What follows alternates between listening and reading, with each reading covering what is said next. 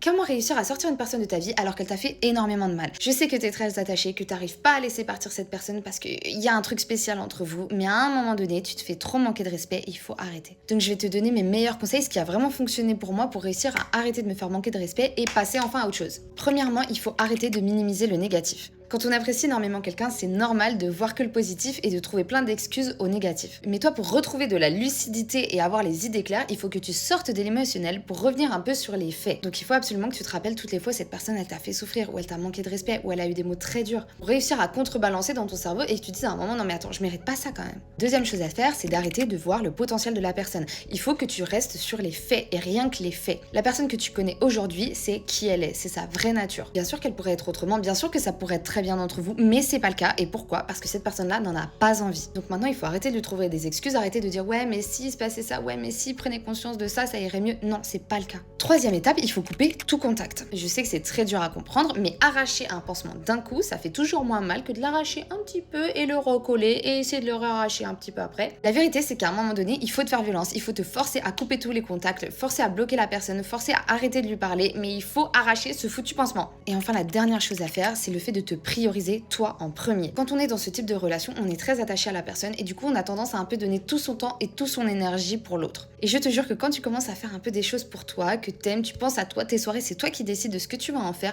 bah franchement, ça fait du bien. Et tu regagnes un peu en indépendance, en amour propre et t'arrives mieux à te détacher de l'autre parce que t'es moins dépendant.